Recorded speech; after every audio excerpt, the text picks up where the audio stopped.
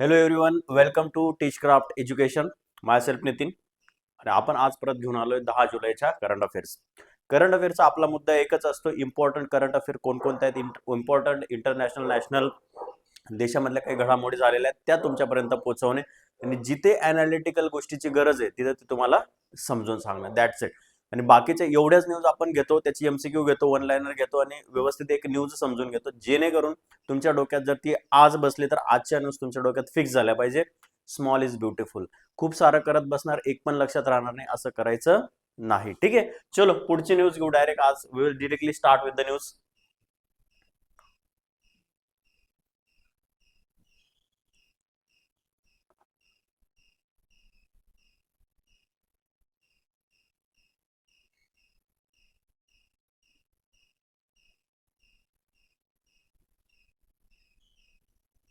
चलो बघा आता, इकडे लक्ष द्या पटकन. जेवढ्या न्यूज आहेत तेवढ्या आपण फास्ट मध्ये कव्हर करायचा प्रयत्न करत जाऊ, जेणेकरून तुमचा पण वेळ वाचेल. ओके, सो राष्ट्रकुल बघा आता. राष्ट्रकुल खेळ म्हणजे राष्ट्रकुल स्पर्धा ज्या आहेत ना, कॉमनवेल्थ गेम्स. ठीक आहे, कॉमनवेल्थ गेम्स कधीच्या? 2026च्या. कोणत्या? Commonwealth games. भारताने भारताने काय केलंय बघा. भारताने ज्यूट विस्कॉस मिश्रित. ठीक आहे, भारताने ज्यूट विस्कॉस मिश्रित म्हणजे ज्यूट आणि विस्कॉस एकत्र करून अधिकृत पोशाखाद्वारे शाश्वत वस्त्रोद्योग, सस्टेनेबल टेक्सटाईल इंडस्ट्री, ठीक आहे, or the sustainable textile manufacturing आणि ग्रीन प्रॉडक्ट्सचे नवे उदाहरण सादर केले. आता हे जे आहे की what are the steps government taking to make India sustainable or the green India, तर याच्यात एक एक्झाम्पल सांगू शकता तुम्ही की राष्ट्रकुल क्रीडा स्पर्धा जिथे झाले तिथे जेवढे पण भारतीय लोक होते, भारतीय खेळाडू होते, भारताचा स्टाफ होता, सगळ्यांनी ज्यूट विस्कॉस मिक्स्ड ड्रेस काय केलेला? परिधान केलेला. आता हा ड्रेस असा असतो, ज्यूट ज्यूट तुम्हाला माहिती आहे, ज्याच्यापासून आपण ती सुतळी पोते वगैरे बनवतो. ठीक आहे, ते ज्यूट ते काय बायोडिग्रेडेबल आहे. बायोडिग्रेडेबल आहे. आता आपण जे हे शर्ट घालतो, ठीक आहे, ते फायबरचे असतात, फायबर तंतूचे असतात. आता तुम्हाला माहिती आहे, फायबर वातावरणात जर सोडलं, टाकलं, तर ते वर्षानुवर्ष तसंच्या तसं राहतं आणि वातावरणात त्याचा ते डिग्रेड होत नाही. खूप कालावधीसाठी ते पडून राहतं. मग ज्या जागेवर पडून राहतं तेवढी जागा खराब होते, तिथे काही ती जागा नापीक होते किंवा तिची प्रॉडक्टिव्हिटी हार्म होते. इवन तो फायबर युक्त पदार्थ जर एखाद्या जनावरांनी खाल्ला तर तो मरण्याची, दगावण्याची शक्यता जास्त असते. Are you getting? Even mycobacteria जे असतात जमिनीत ते ग्रो होतात, कारण जमिनीला मदत होते. ठीक आहे, जमिनीतून जेव्हा ते ग्रो होतात तेव्हा ते एक चांगले असतात, गुड बॅक्टेरिया असतात, त्यांना सुद्धा किल करण्याचं काम हे फायबर तंतू किंवा फायबर प्रॉडक्ट्स करत असतात. मग त्या गोष्टींपासून पर्यावरणाचा ऱ्हास थांबवण्यासाठी ज्यूट मिश्रित. आता ज्यूट असे तुम्ही बघा ना, पोतं किंवा सुतळी बाहेर एखाद्या ठिकाणी उघड्यावर पडू द्या, ऊन वारा पाऊस, त्याच्यानंतर 15-20 दिवसांनी बघा ते कुजलेलं असतं, महिन्यांनी ते डायरेक्ट गायब झालेलं असतं. ठीक आहे, त्याला म्हणतात बायोडिग्रेडेबल. ठीक आहे, मग तो बायोडिग्रेडेबल प्रॉडक्ट्स म्हणजे अंगावर घालताना पण कसं वाटेल? ग्रीन वाटेल. म्हणजे सस्टेनेबल टेक्सटाईल जी इंडस्ट्री आहे ती पण फ्लरिश होईल, ग्रीन इंडिया मिशनसाठी पण मदत होईल आणि आपलं जे 2070 पर्यंत कार्बन मुक्त भारताचे जे स्वप्न आहे ते पण पूर्ण व्हायला मदत होईल. म्हणून हे सगळं एक नवीन एक्झाम्पल आहे, कशात पण तुम्ही वापरू शकता. बघा, राष्ट्रकुल क्रीडा स्पर्धा 2026 मध्ये भारतीय खेळाडू आणि अधिकारी म्हणजे पूर्ण जो स्टाफ असेल, ठीक आहे, प्रथमच राष्ट्रीय ज्यूट मंडळाने, नॅशनल ज्यूट बोर्ड, ठीक आहे. आता नॅशनल ज्यूट बोर्ड कुठे आहे? वेस्ट बेंगॉलमध्ये. वेस्ट बेंगॉलमध्ये नॅशनल ज्यूट बोर्ड. ठीक आहे, वेस्ट बेंगॉलमध्ये कुठे? कोलकाता. कोलकाता, बरोबर आहे का? तर ज्यूटचं सगळ्यात जास्त प्रोडक्शन भारतात कुठे होते? वेस्ट बेंगॉल. आणि जगात सगळ्यात जास्त प्रोडक्शन पण भारतात होते. बांगलादेशमध्ये, बांगलादेश, आता जर प्रोडक्शन इन दिस अमाऊंट बघितलं तर भारतात होतं. आतापर्यंत सगळ्यात जास्त प्रोडक्शन करणारा देश पण कोणता होता? बांगलादेश. कारण की जेव्हा आपण बंगालची फाळणी झाली, ठीक आहे, म्हणजे आपले जेव्हा पार्टिशन झाले तेव्हा बंगाल हा रिजन पाकिस्तानमध्ये गेलेला, नंतर तो वेस्ट पाकिस्तान म्हणून घोषित झाला. वेस्ट पाकिस्तान नंतर सेपरेशन झाल्यानंतर तो भारताच्या वेस्टर्न साईडला म्हणजे वेस्ट बेंगॉल आपला, ठीक आहे, आता तो ईस्ट बेंगॉल आहे. बरोबर आहे, बांगलादेश जो देश आहे तो ईस्ट बेंगॉल म्हणून ओळखला जातो. आता तो ईस्ट बेंगॉलला बांगलादेश नाव दिलेलं. मग तिथे आपले जेवढा पण ज्यूट प्रोडक्टिव्ह भाग होता, जिथे ज्यूटची शेती केली जाते, तो सगळा कुठे गेला? बांगलादेशात गेला. ऑटोमॅटिक बांगलादेश सगळ्यात जास्त प्रोडक्शन करणारा देश आला. ठीक आहे. बांगलादेश सगळ्यात जास्त प्रोडक्शन पण करतो आणि इंडिया काय करतो? एक्सपोर्ट सगळ्यात जास्त करतो ज्यूटचा. आलं लक्षात? ज्यूट. कारण ज्यूटची शेती करणे एवढी सोपं नाहीये. ते ते जे असतात, ठीक आहे, ते क्रॉप ते कट करावं लागतं, खूप जास्त पाणी त्याला लागतं, पाण्यामध्ये ते भिजवून ठेवावं लागतं, नंतर त्याची प्रोसेसिंग होते, नंतर एक एक तंतू काढावे लागतात, lots of things are there. ठीक आहे. सो ते आता जर करंटली विचारलं तर सगळ्यात जास्त प्रोडक्शन कुठं होतं? तर बांगलादेशमध्ये. पर हेक्टर विचारलं तर भारतात होतं. आणि सगळ्यात जास्त एक्सपोर्ट कोण करतं? तर भारत करतं. आलं लक्षात? जर तुम्हाला माहिती असेल ॲपरल इंडस्ट्री, ॲपरल म्हणजे काय? कपडे वगैरे, टेक्सटाईल, तर आपल्यापेक्षा बेस्ट क्वालिटीचे कपडे बांगलादेशमध्ये बनतात. ठीक आहे. Reality. Done. So national jute board कुठे आहे? वेस्ट बेंगॉल, कोलकाता. बघा 100% काय? 100% जैव विघटनशील म्हणजे काय? बायोडिग्रेडेबल. एन्व्हायरमेंट मध्ये टाकलं ते विघटन होईल. ज्यूट विस्कॉस मिश्रित अधिकृत पोशाख परिधान करतील. या उपक्रमाद्वारे बघा शाश्वत विकास, सस्टेनेबल डेव्हलपमेंट, हरित वस्त्रोद्योग, सर्क्युलर इकॉनॉमी आणि मेक इन इंडिया या प्रति भारताची वचनबद्धता जागतिक स्तरावर प्रदर्शित होईल. आता चक्रीय इकॉनॉमी काय होतं? समजा एखादं वेस्ट प्रॉडक्ट आहे, ते आपण डायरेक्ट फेकून देतो, ते डायरेक्ट पूर्ण इकॉनॉमिकल प्रोसेस मधून ते बाहेर फेकलं जातं. बट तसं नाही करता. फॉर एक्झाम्पल प्लास्टिकच्या खुर्च्या वगैरे आहेत आपल्याकडे, त्या काय करतो? अर्ध्या तुटल्या आपण फेकून देतो. पण तसं नाही करता, ते जे प्लास्टिक आहे ते परत त्या फॅक्टरीमध्ये जाऊ द्यायचं, त्या प्लास्टिकवर परत प्रोसेसिंग होईल. गेटिंग? ते प्रोसेसिंग झाल्यानंतर ते प्लास्टिक आणि नवीन प्लास्टिक टाकून नवीन परत एक काय बनेल? खुर्ची बनेल. आणि परत ती वापरामध्ये येईल. म्हणजे काय लागेल? कॉस्ट कमी लागेल. कशाची? रॉ मटेरियलची जर कॉस्ट कमी लागली तर अल्टिमेटली ती आपल्या इकॉनॉमीमध्ये येताना त्याची कॉस्ट पण काय असेल? कमी असेल. इन्फ्लेशन कमी होईल. मॅक्झिमम लोक काय करतील? त्याला परचेस करतील. स्वस्त वस्तू असते तर लोक जास्त विकत घेतात, महाग राहिले तर घेत नाही. आलं लक्षात? मग जास्त प्रोडक्शन होईल. सो ही पूर्ण काय? एक सर्क्युलर इकॉनॉमी आहे, त्याला चक्रीय अर्थव्यवस्था म्हणतात. ते तेवढं काय करा लक्षात असू. नवीन आहे, व्हेरी इम्पॉर्टंट आहे. हा कोणत्याही एक्झाम मध्ये विचारला जाऊ शकतो. इव्हन युपीएससी मध्ये सुद्धा विचारला जाऊ शकतो हा क्वेश्चन. युपीएससी, एमपीएससी आणि सगळ्या एक्झाम. बघा, सेवा उत्पादन निर्देशांक इंडेक्स ऑफ सर्व्हिस प्रोडक्शन. काय? इंडेक्स ऑफ सर्व्हिस प्रोडक्शन हा पहिल्यांदा हा एक नवीन इंडेक्स आपण काढण्यात आलेला आहे. आधी आपल्याकडे तो इंडेक्स मोजण्यासाठी अशी काही खास व्यवस्था नव्हती. बघा, भारताच्या सेवा क्षेत्राच्या मासिक मंथली लक्षात ठेवा, मंथली देखरेखीसाठी नवीन आर्थिक निर्देशक आहे. नवीन आहे बघा. आता काय केलंय? सांख्यिकी आणि कार्यक्रम अंमलबजावणी मंत्रालय, MOSPI, ministry of statistic and programme implementation ने बघा सेवा उत्पादन. कशात? सेवा उत्पादन निर्देशांकावरील इंडेक्स ऑफ सर्व्हिस प्रोडक्शन वरील तांत्रिक सल्लागार समितीचा अहवाल प्रसिद्ध केला आहे, ज्यासाठी आता हे लक्षात ठेवा, ह्या ISP साठी आधारभूत वर्ष कोणतं आहे? 2024-25. व्हेरी इम्पॉर्टंट आहे. तुम्हाला CPI, WPI, IIP हे वेगवेगळे इंडेक्स विचारले जातात. ठीक आहे. तर त्यातला हा काय एक इंडेक्स आहे. ठीक आहे. असून 24 जुलै 2026 पासून 14 जुलै 2000 पासून याची चाचणी होईल. सेवा क्षेत्राच्या कामगिरीचे मूल्यांकन करणाऱ्या IIP index of industrial production. आधी सेवा सेक्टर कशामध्ये मोजले जायचं? IIP मध्ये. मागच्या 1-2 लेक्चर मध्ये आपण IIP बद्दल बघितलंय. धर्तीवर भारताच्या औपचारिक सेवा क्षेत्राचे उत्पादन मोजणारा हा पहिला मासिक, ठीक आहे, उच्च वारंवारता हाय फ्रिक्वेन्सी. कोणता? हाय फ्रिक्वेन्सी आर्थिक निर्देशांक असेल. हाय फ्रिक्वेन्सी म्हणजे काय? दर महिन्याला येतो. दर महिन्याला इंडियाचं सेवा क्षेत्र किती प्रोग्रेस करतंय, किती मागे राहतंय, या सगळ्या गोष्टी बघितल्या जाणार. कुठे? या हाय फ्रिक्वेन्सी. हाय फ्रिक्वेन्सी म्हणजे काय? दर महिन्याला येतो. आता तुम्हाला जर माहिती असेल आपल्या जीडीपी मध्ये, ठीक आहे, आपल्या जीडीपी मध्ये मोर दॅन 55% वाटा कशाचा आहे? सेवा क्षेत्राचा आहे.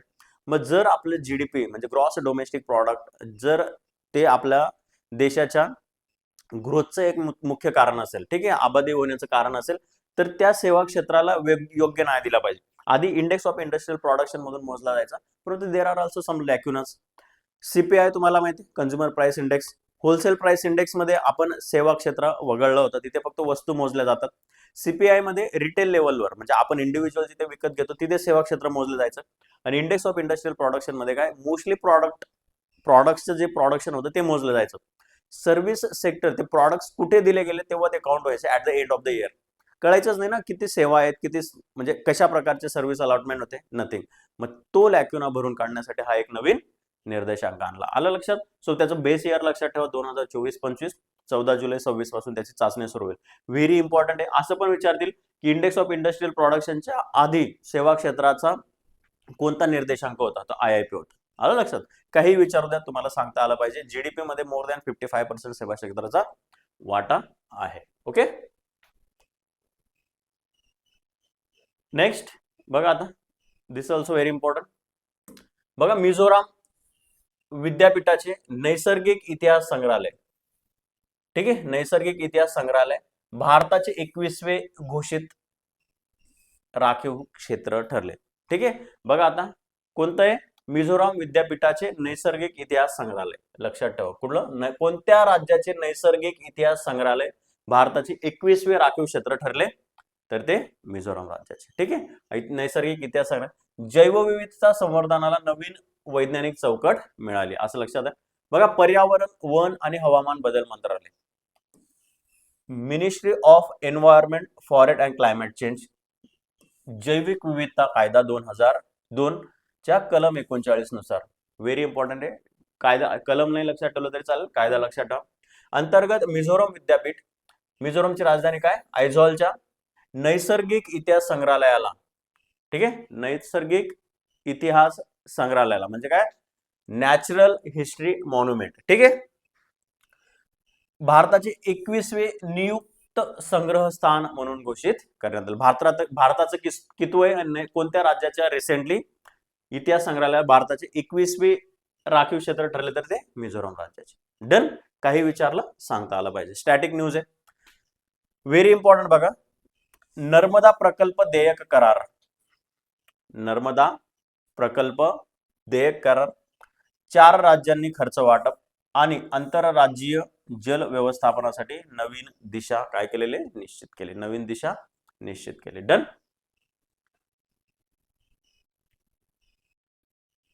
सी 7 जुलै 26 रोजी मध्य प्रदेश, गुजरात, राजस्थान आणि महाराष्ट्र 4च्या 4 स्टेट्स लक्षात ठेवा, व्हेरी इम्पॉर्टंट आहे. ठीक आहे. यांनी नर्मदा प्रकल्पाशी संबंधित थकीत आर्थिक दायित्वे सोडवण्यासाठी एका ऐतिहासिक देयता करारावर स्वाक्षरी केली. हा करार बघा नर्मदा जल विवाद न्यायाधिकरण, नर्मदा वॉटर डिस्प्यूट ट्रायब्युनल, कोणी दिलाय हा, नर्मदा वॉटर डिस्प्यूट ट्रायब्युनल निर्णयानुसार. कुठे कुठे, सरदार सरोवर आणि इंदिरा सागर. आता इंदिरा सागर कुठे, तर राजस्थानमध्ये, सरदार सरोवर कुठे, गुजरातमध्ये. लक्षात ठेवा. प्रकल्पाशी संबंधित खर्च, पुनर्वसन, जमीन भरपाई आणि इतर आर्थिक बाबींच्या निपटाराशी संबंधित. आलं लक्षात. कोणत्या नदीच्या प्रकल्पाबाबत या 4 राज्यांनी नवीन ऐतिहासिक देयता करार स्वाक्षरी केली आहे, तर तो असेल नर्मदा प्रकल्प. ठीक आहे करार. आता नर्मदा नदीबद्दल बघा, नर्मदा नदी कुठे उगम पावते, अमरकंटक हिल्स. कुठे, अमरकंटक टेकड्या हिल्स कुठे आहेत त्या, मध्य प्रदेशमध्ये, मध्य प्रदेशमध्ये. आता नर्मदा नदी, आता जर महाराष्ट्राच्या रिलेटेड बघितलं, नर्मदा नदी कुठून वाहते महाराष्ट्रात, तर नंदुरबार जिल्ह्यातून. ठीक आहे, नंदुरबार मधून महाराष्ट्रात. ठीक आहे, महाराष्ट्रात कुठे, नंदुरबार, बरोबर. तिथे ऑलमोस्ट 54 किलोमीटर ती फक्त कुठे होते, महाराष्ट्रात वाहते. ठीक आहे. नंतर ती मध्य प्रदेश, गुजरात आणि महाराष्ट्र या राज्यांमध्ये ती काय होते, फ्लो होते. आलं लक्षात. आता मग सरदार सरोवर डॅम जर तुम्हाला माहिती असेल की जगातला सगळ्यात उंच पुतळा कुठे, स्टॅच्यू ऑफ युनिटी, तर तो कुठे, नर्मदा नदीवर आहे, गुजरातमध्ये. आलं लक्षात. सो ह्या सगळ्या गोष्टी फक्त लक्षात ठेवा. नर्मदा नदीचा उगम लक्षात ठेवा कुठं झालेला आहे, इम्पॉर्टंट फॅक्ट आहे एक्झामसाठी.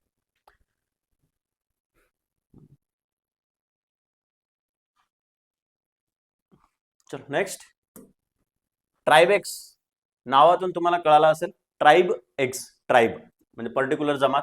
बघा आदिवासी कला, संस्कृती आणि पारंपरिक ज्ञानाचे जतन करण्यासाठी भारतातील पहिले, व्हेरी इम्पॉर्टंट, स्टार करा, भारतातील काहीतरी पहिले राष्ट्रीय डिजिटल शिक्षण व्यासपीठ, राष्ट्रीय डिजिटल शिक्षण व्यासपीठ, बरोबर, उद्घाटन झालंय आदिवासी व्यवहार मंत्रालयाने. व्हेरी इम्पॉर्टंट, ट्राईबच्या रिलेटेड म्हणजे आदिवासी व्यवहार मंत्रालय.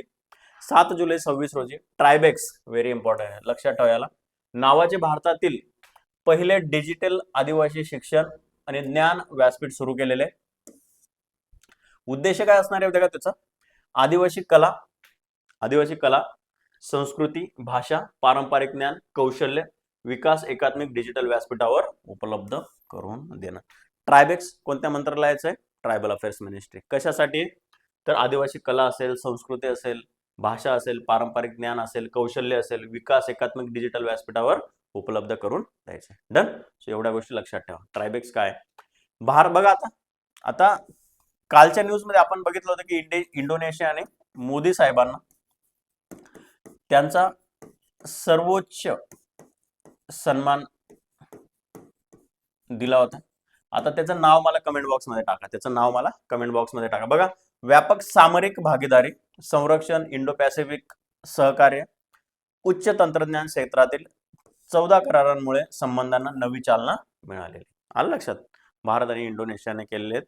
बघा, पंतप्रधान नरेंद्र मोदी यांच्या इंडोनेशिया दौऱ्यादरम्यान भारत इंडोनेशियाने 7 जुलै 26 रोजी संरक्षण असेल, सागरी सुरक्षा असेल, व्यापार, डिजिटल पेमेंट, शिक्षण, अंतराळ आणि महत्वपूर्ण खनिजे यासह 14 द्विपक्षीय करारांवर स्वाक्षरी केली. आताच मागे आपण बघितलं होतं सेशल्स या देशासोबत भारताने 19 करारांवर स्वाक्षरी केली होती. ठीक आहे. तर इंडोनेशियाची राजधानी काय? जकार्ता.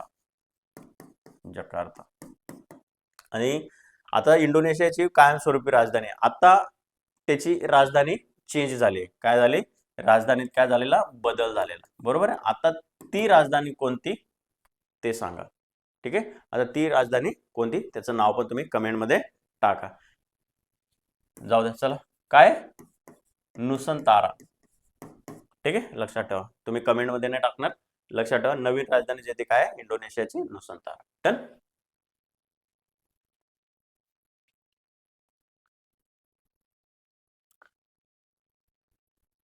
बघा पुढे, 18 मीटरच्या कार्यान्वित ड्राफ्टसह कामराजार बंदर. ठीक आहे. भारताचे दुसरे, व्हेरी इम्पॉर्टंट आहे, भारताचे दुसरे प्रमुख बंदर बनलेले 18 मीटरच्या कार्यान्वित ड्राफ्टसह. आता विषय काय माहितीये का? बघा, कामराजार कुठे? एन्नोर. याचं एन्नोर पोर्ट म्हणून नाव होतं, नंतर त्याचं नाव चेंज करून कामराजार बंदर करण्यात आलं. एन्नोर पोर्ट कुठे आहे? ते तमिळनाडूमध्ये. बघा, आता कॅपिटल ड्रेजिंग फेज 4 प्रकल्प पूर्ण झाल्यानंतर तमिळनाडूचे एन्नोर पोर्ट होतं, त्याचं नाव कामराजार बंदर करण्यात आलंय. तमिळनाडूचे कामराजार बंदर हे 18 मीटरच्या कार्यान्वित ड्राफ्ट असलेले भारतातील दुसरे प्रमुख बंदर बनलेले, दुसरे प्रमुख आहे ते. ठीक आहे. आता पहिले प्रमुख कोणतं आहे ते मला काय करा? कमेंट मध्ये टाका. पहिले, थोडं जर बघत असणार तुम्ही, ठीक आहे, तर थोडं ब्रेनला थोडी चालना द्या. ठीक आहे. अंदाजे 440 कोटी रुपयांच्या या प्रकल्पामुळे बंदराला 1,70,000 DWT पर्यंतच्या केप साईज बल्क कॅरियरची हाताळणी करणे शक्य झाले. ठीक आहे. सो ड्राफ्ट म्हणजे 18 मीटरचा ड्राफ्ट म्हणजे काय की तेवढ्या मोठ्या साईज पर्यंत ते काय करू शकतात? वेसल्स तिथे पार्क करू शकतात. मग जर मोठे मोठे वेसल्स ते समुद्र किनाऱ्यावर पार्क करू शकले तर डेफिनेटली त्याचं जे गुड्स आणि जे सामान आहे, गुड्स आहे, ते तिथे पार्क करायचे पण शक्यता, म्हणजे त्याची कॅपॅसिटी वाढणार आहे. आलं लक्षात? सो हे फक्त लक्षात ठेवा. कामराजार बंदर कोणत्या राज्यात आहे? तमिळनाडूमध्ये. ठीक आहे. त्याचं आधी कामराजार बंदराचं आधीचं नाव काय होतं? एन्नोर पोर्ट. डन.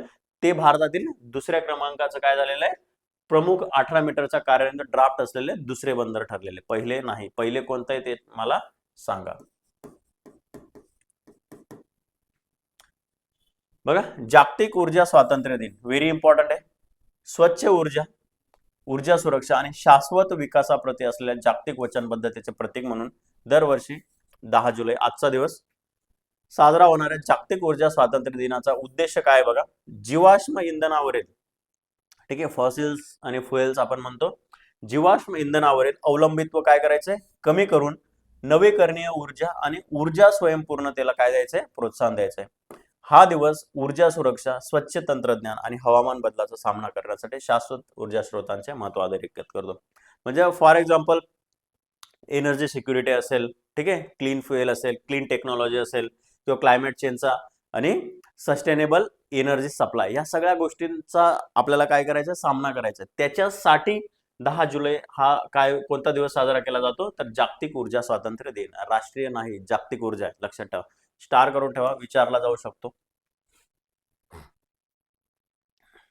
चलो, ठीक आहे. आजच्या त्या इम्पॉर्टंट ज्या सगळ्या न्यूज होत्या त्या आपण सगळ्या बघून घेतलेल्या आहे. आता बघा एमसीक्यू फॉर्मॅट. 2026च्या राष्ट्रकुल क्रीडा स्पर्धेत भारतीय पथकाने परिधान करायचा असलेला ज्यूट विस्कॉस मिश्रित अधिकृत गणवेश कोणत्या संस्थेने विकसित केलेला आहे? आला लक्षात, कोणी विकसित केलाय मग? National institute of fashion technology, national institute of fashion टेक्नॉलॉजीने केलाय. आता हे ज्यूट बोर्ड कुठे आहे? वेस्ट बेंगॉलच्या कोलकाता, ठीक आहे. भारतीय ऑलिम्पिक संघटनेचा काही तिथे एक संबंध नाही, भारतीय क्रीडा प्राधिकरण त्याचा पण नाही. National institute of fashion technology, कारण कपडा डिझाईन करायचा तर तो फॅशन टेक्नॉलॉजीनेच बनवला जाईल. बघा 100% काय असणार आहे, जैव विघटनशील ज्यूट मिश्रित असेल, म्हणून त्यामुळे सस्टेनेबल डेव्हलपमेंट आणि मेक इन इंडिया सारख्या प्रोग्राम जे असतील त्यांना काय भेटेल, चालना भेटेल. ठीक आहे. इंडेक्स ऑफ सर्व्हिस प्रोडक्शन कोणत्या मंत्रालयाने विकसित केला? मोस्पी, ठीक आहे. सांख्यिकी आणि कार्यक्रम अंमलबजावणी मंत्रालय, minister of statistics and programme implementation. Base year काय असणार आहे? 2024-25. डन. आणि पहिलाच काय, पहिलाच अहवाल येतो सेवा क्षेत्रावरील, ठीक आहे.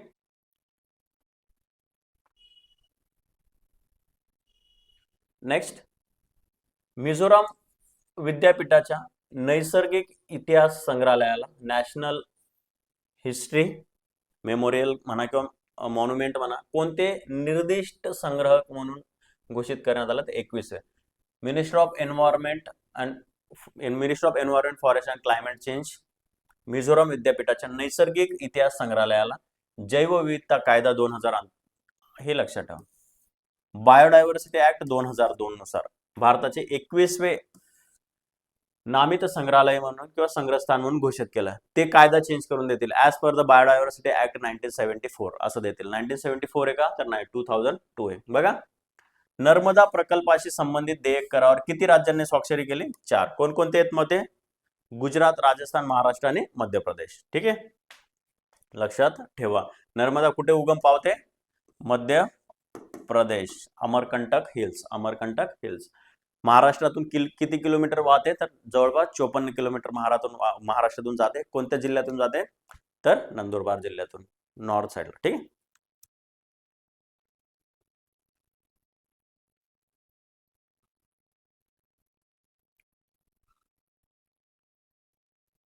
सी, ट्रायबेक्सच्या सुरुवातीच्या टप्प्यात किती मोफत प्रमाणपत्र? बघा, ट्रायबेक्सच्या सुरुवातीच्या टप्प्यात किती मोफत प्रमाणपत्र अभ्यासक्रम सुरू करण्यात आले? 20 प्रकारचे अभ्यासक्रम आदिवासी शिक्षणाच्या रिलेटेड जे असतील 20 प्रकारचे अभ्यासक्रम सुरुवातीला सुरू करण्यात आले. आदिवासी हस्तकला असेल, आदिवासी कला संस्कृतीबद्दल पोवाडे असतील, गाणे असतील, सॉंग्स असतील, अभ्यासक्रम असेल, त्यांच्या नेत्यांबद्दल अभ्यास असेल, तर ते काय करण्यात आलं? सुरू करण्यात आले. आदिवासी व्यवहार मंत्रालयाने ट्रायबेक्स नावाचे भारतातील पहिले डिजिटल आदिवासी शिक्षण आणि ज्ञान विद्यापीठ सुरू केले, जे कौशल्य विकासाला आणि आदिवासी कला असेल, संस्कृती असेल, भाषा, पारंपरिक ज्ञानाच्या जतनाला प्रोत्साहन दिले. ठीक आहे. भारत इंडोनेशिया यांच्यात किती द्विपक्षीय करार झाले? तर 14. भारत आणि सेशल्स मध्ये किती झाले होते? 19. ठीक आहे. आणि इंडोनेशियानेच भारताला काय दिला? भारताला म्हणजे मोदी साहेबांना त्यांच्या देशातला सर्वोच्च नागरिक सन्मान दिला. इंडोनेशियाची राजधानी जनरली जकार्ता माहिती, पण त्यांनी आता राजधानी चेंज केली. कोणती? नुसंतारा.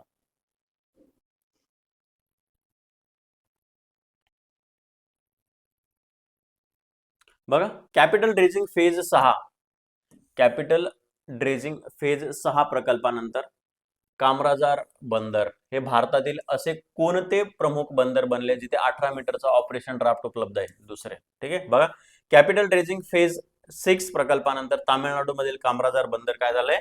18 मीटरचा कार्यान्वित ड्राफ्ट असलेले भारतातील दुसरे प्रमुख बंदर बनले आहे आणि आता ते 1,70,000 DWT पर्यंतच्या केप साइज बल्क कॅरियर्सना काय करेल? हाताळू शकेल. म्हणजे एवढ्या मोठ्या ड्राफ्ट वेट जे आहे ट्रिलियन टन्स त्या माल वाहतूक जे कॅरियर्स आहेत, ठीक आहे, तर त्यांना बल्क कॅरियर्सला ते काय करू शकतील? हाताळू शकतील, हँडल करू शकतील. जागतिक ऊर्जा स्वातंत्र्य दिन हा नेमका कोणत्या शाश्वत विकास ध्येयाशी SDGशी संलग्न आहे? सस्टेनेबल डेव्हलपमेंट गोल 7 परवडणारे म्हणजे अफोर्डेबल अँड क्लीन एनर्जी कोणतं आहे? SDG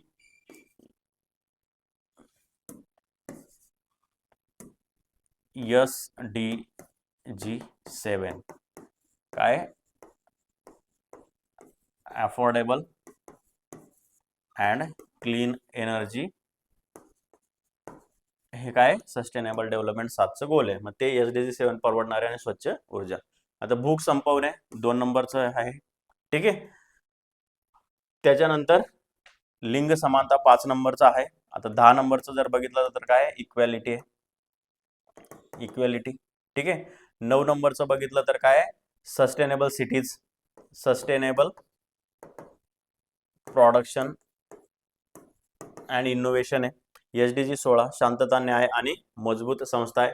SDG 17 जर बघितलं तर काय? इंटरनॅशनल कोऑपरेशन, इंटरनॅशनल कोऑपरेशन असे 17 आहेत. ते आता त्याची आवश्यकता नाही, फक्त आता 7 नंबरचं लक्षात ठेवा. हे 2-3 मी जे सांगितलं ते कंटिन्युअस करंट मध्ये आहेत म्हणून लक्षात ठेवा. मग जागतिक ऊर्जा स्वातंत्र्य दिन कधी साजरा केला जातो? तर 10 जुलैला दरवर्षी. सस्टेनेबल एनर्जी, क्लीन एनर्जी टेक्नॉलॉजीसाठी हा दिन साजरा केला जातो. डन. सो हे होते आपले आजचे MCQs. आता आपण बघा आजचे इम्पॉर्टंट जे वन लाइनर्स आहेत ते सी 2026च्या राष्ट्रकुल बघा आता 2026च्या राष्ट्रकुल क्रीडा स्पर्धेत भारतीय पथकाने परिधान करायचं 100% जैव विघटनशील ज्यूट विस्कॉस मिश्रित अधिवेश किंवा अधिकृत गणवेश कोणी बनवलाय? ठीक आहे, कोणत्या संस्थेने विकसित केलाय? राष्ट्रीय ज्यूट मंडळच्या national institute of fashion technology, national institute of fashion technology, ठीक आहे. सेवा उत्पादन निर्देशांकाचं बेस इयर काय असेल? 2024-25. मिझोरम विद्यापीठाच्या नैसर्गिक इतिहास संग्रहालयाला नॅशनल हिस्ट्री मॉन्युमेंटला भारताचे कोणते निर्दिष्ट म्हणजे डिजिग्नेटेड रिपोजिटरी ऑफ इंडिया म्हणून घोषित केलं? 21वा, ठीक आहे. नर्मदा प्रकल्प बघा, नर्मदा देय प्रकल्प करारामध्ये किती राज्यांनी सहभाग घेतला? 4 राज्य, मध्य प्रदेश, राजस्थान, गुजरात आणि महाराष्ट्र. भारताचे पहिले डिजिटल आदिवासी शिक्षण आणि ज्ञान व्यासपीठ ट्रायबेक्स कोणत्या मंत्रालयाने सुरू केले? आदिवासी व्यवहार मंत्रालय. बघा नेक्स्ट, भारत इंडोनेशियामध्ये अलीकडेच किती करारांवर स्वाक्षऱ्या झाल्या? 14. इंडोनेशियाने भारताकडून कोणते सुपरसॉनिक क्रूज खरेदी करण्याची घोषणा केलेली आहे? याला पण स्टार करा, ब्राह्मोस. कामराजार बंदर हे भारतातील दुसरे प्रमुख बंदर बनले जिथे किती मीटरचा ऑपरेशनल ड्राफ्ट उपलब्ध आहे? 18 मीटर.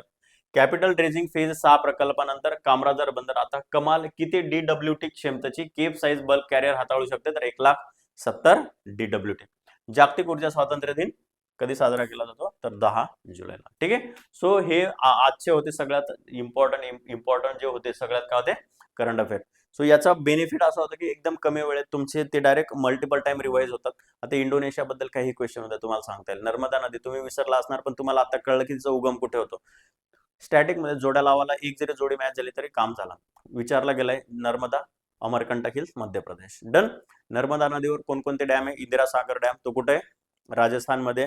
दुसरा सरदार सरोवर डॅम, तो कुठे आहे? गुजरातमध्ये, ठीक आहे. सो हे नाव फक्त काय करायचं? लक्षात ठेवा. जेवढी एक्स्ट्राची इन्फॉर्मेशन मी देण्याचा प्रयत्न करतो ती फक्त डोक्यात ठेवू नका. परत एक दोनदा बघा. 3-3 वेळेस एक टॉपिक रिवाइज होतोय या अर्ध्या तासात. मोर दॅन सफिशियंट आहे. एवढं करा, बऱ्यापैकी तुमचे क्वेश्चन काय होतील? हिट होतील, ठीक आहे.